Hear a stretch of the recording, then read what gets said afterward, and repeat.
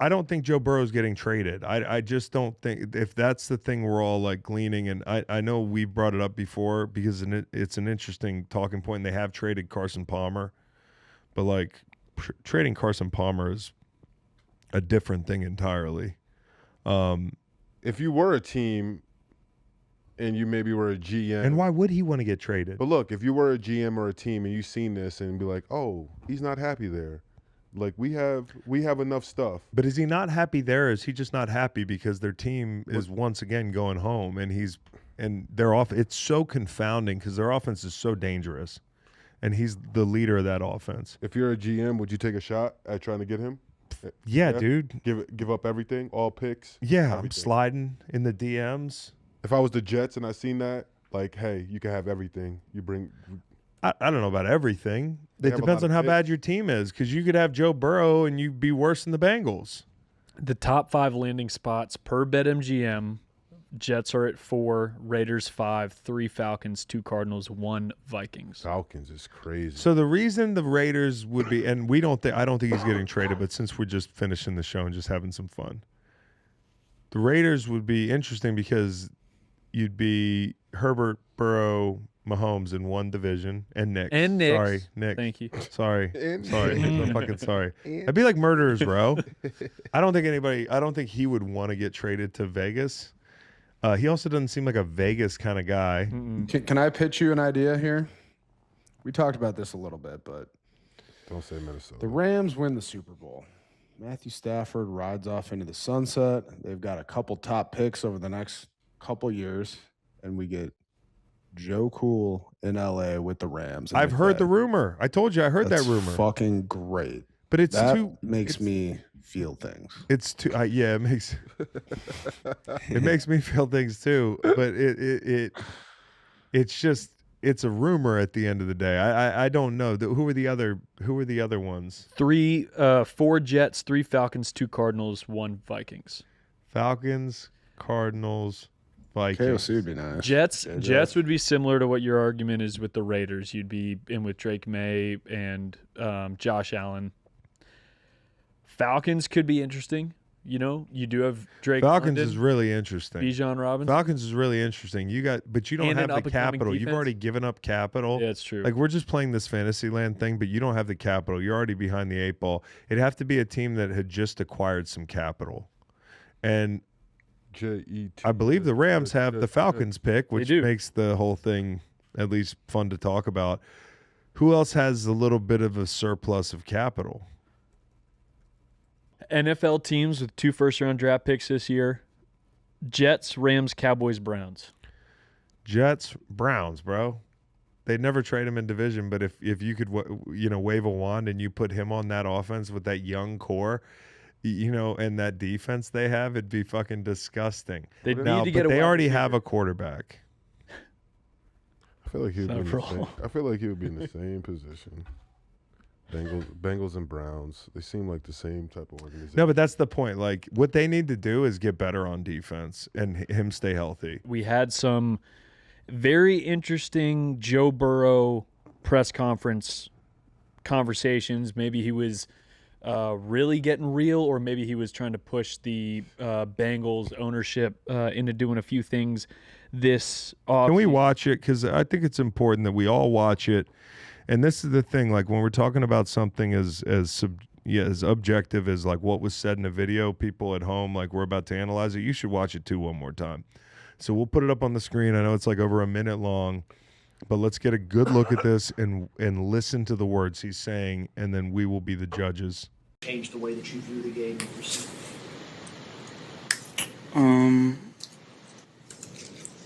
No, it certainly doesn't change my desire to win. If I want to keep doing this, I have to have fun doing it. I've been through a lot, and if it's not fun, then what am I doing it for? So that's the mindset I'm trying to bring to the table. Can you pause it? If it stopped there, what would y'all think? No, but what would you think? What are your takeaways if it stopped right there? We're going to pick it back up in a second, but I think this is important. It's an important question to ask. What do we think about like the question or just what just him? would we be talking? You know, the question was what? Well, we don't quite know. We don't hear the whole question. I'm inferring that the question was, does being out of the picture change the way you feel about approaching a game? It felt very like this season specific. This is how I'm reflecting Yes. on the last couple games. And My desire to win hasn't changed. Yeah. The level of fun I'm having is changing. Yes, and Need I to go have back to to have having fun. fun. I want to get back. Okay, and then we pick it up here.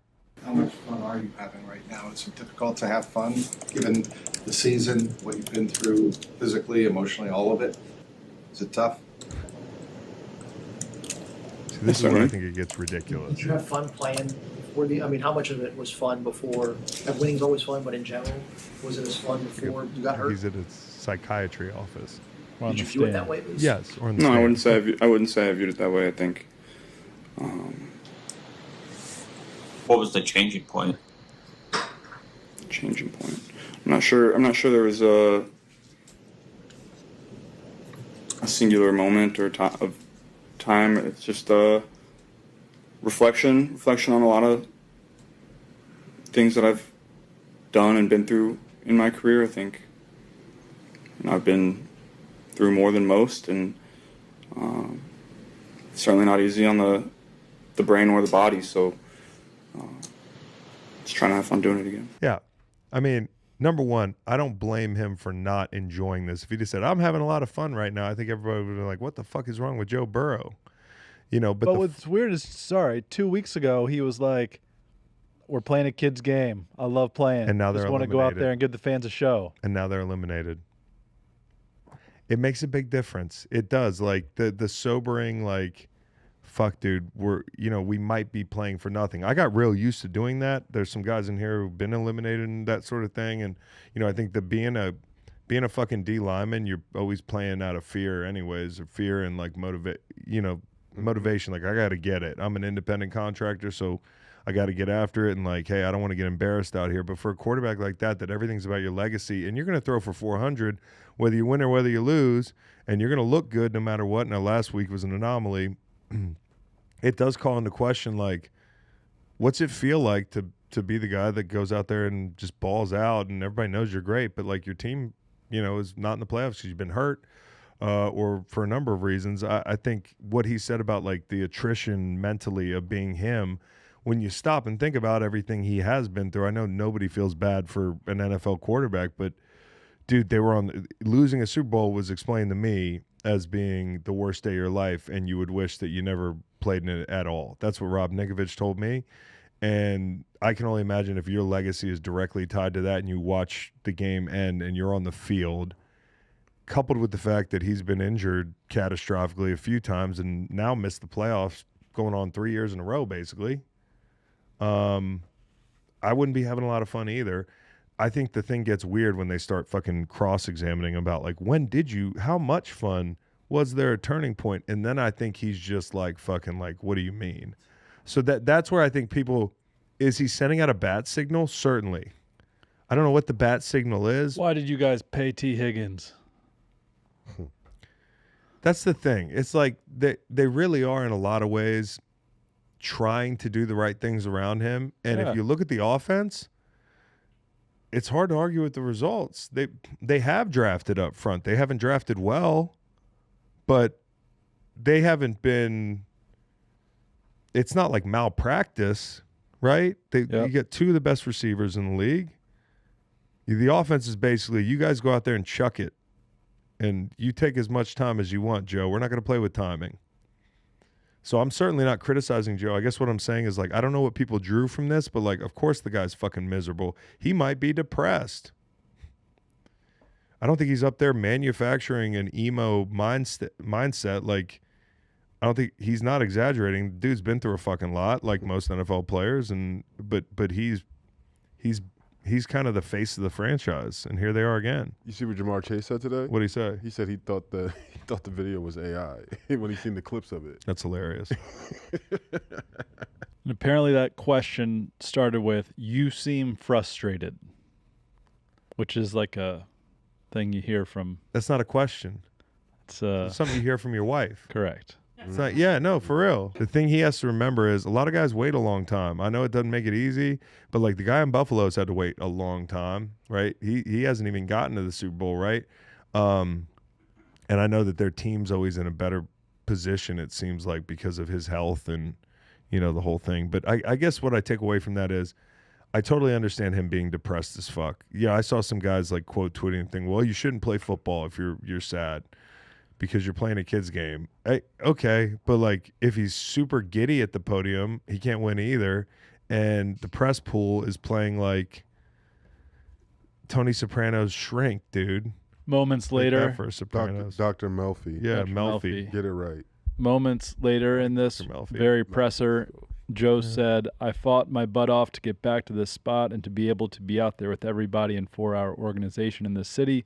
That's what we're going to continue to do. I take it very seriously. I love what I do. I'm going to continue to do it. That didn't make the clip. Yeah, which never does, right? Yeah. I don't think he's going anywhere. But that was a fun 5 minutes of conjecture. Mm-hmm.